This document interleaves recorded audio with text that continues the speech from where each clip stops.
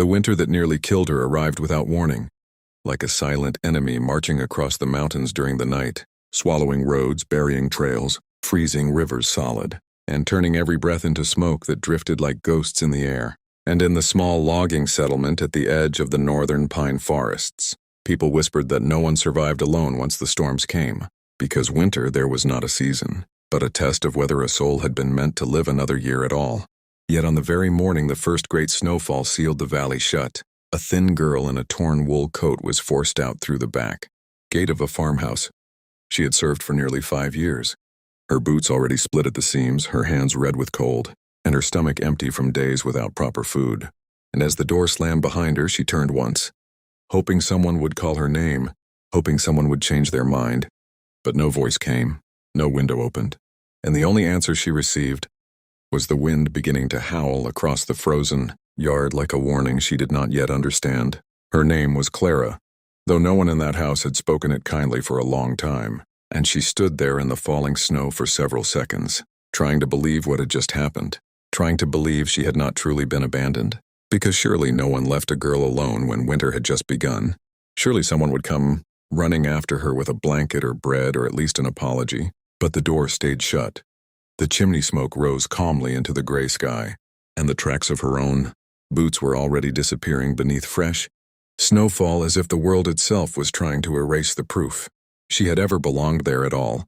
She began walking because she understood something very simple and very frightening at that moment, which was that standing still meant freezing, and freezing meant dying, and dying meant disappearing into the white silence no one ever returned from.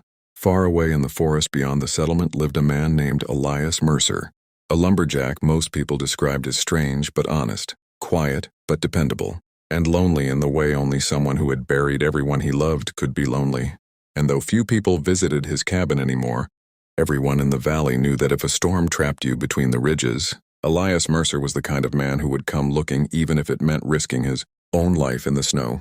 That morning Elias woke before sunrise as he always did, lit the iron stove with careful hands hardened by years of chopping frozen timber, and stepped outside to check the sky, because the forest spoke differently in winter, and a man who ignored its warnings rarely survived long enough to regret the mistake. And as he studied the heavy clouds gathering above the tree line, he muttered to himself that the storm would come sooner than anyone expected. He almost did not notice the tracks at first. They were faint, small, half filled with snow already, and heading the wrong direction.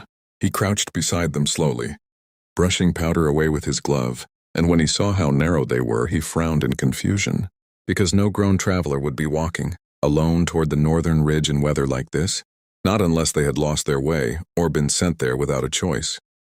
For a long moment Elias remained still, staring at the trail, listening to the wind rising through the trees like something alive, and though he told himself it was none of his business, though he told himself the valley was full of people who made their own decisions and lived with them, something deep inside him refused to let him turn away.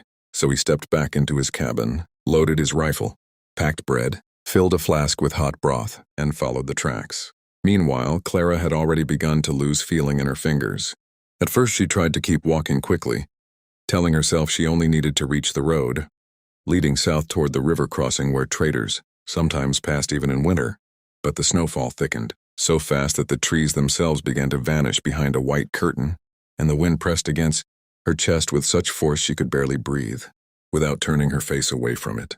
She stumbled once, then twice, then fell to her knees in the snow. When she tried to stand again, her legs trembled so violently, she almost laughed from fear, because she realized then she had been weaker than she thought, long before the storm began, weaker from hunger, weaker from cold nights without proper blankets, weaker from being told over and over again that she should be grateful simply to have a roof at all. Still she forced herself forward, because stopping meant disappearing, and disappearing meant becoming another story the valley forgot before.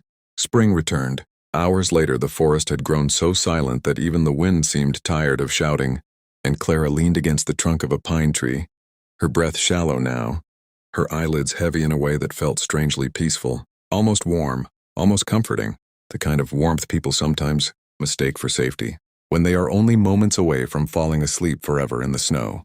She did not hear Elias approaching. She did not hear the crunch of his boots breaking through the crusted drifts. She did not hear her own name whispered the first time, or the second, but the third time she heard something. Not the word itself, just the sound of a voice. And she opened her eyes. At first she thought she was imagining him, a tall shape against the pale trees, a dark coat, a beard edged with frost, a lantern swinging beside him like a small moving star. He stopped several steps away when he saw her properly.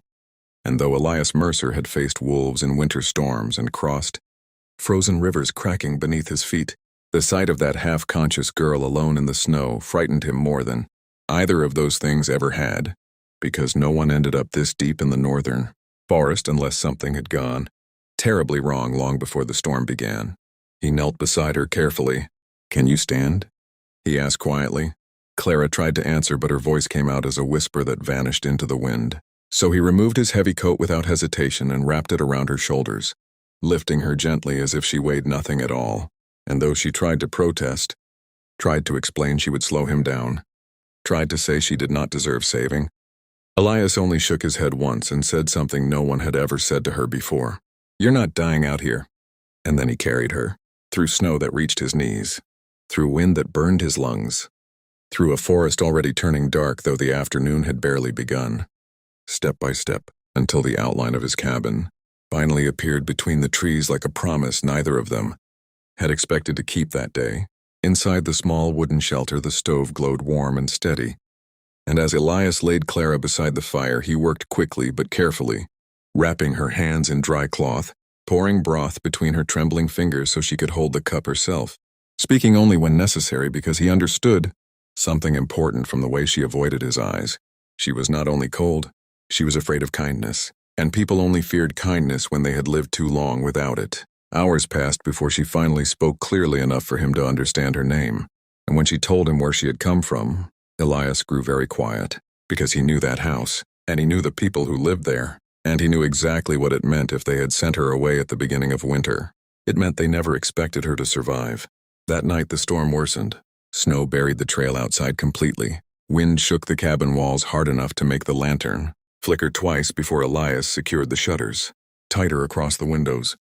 And as he turned back toward the fire, he noticed Clara, watching him with the uncertain expression of someone who still believed rescue might disappear if she blinked too long. "You're safe here," he told her simply. But before she could answer, someone knocked. Once, slowly. He froze, because no traveler could have reached his cabin through that storm. No neighbor lived close enough to arrive after sunset, and no friend would knock only once. Elias reached for his rifle without speaking. The knock came again, harder this time, and Clara whispered something that made his blood run cold. "They found me." If you want to discover who is outside the cabin door, what terrible secret forced Clara into the snow, and why Elias Mercer may soon have to fight not just winter, but men willing to finish what they started, make sure you subscribe to the channel and stay with the story, because Chapter 2 reveals the truth they tried to bury beneath the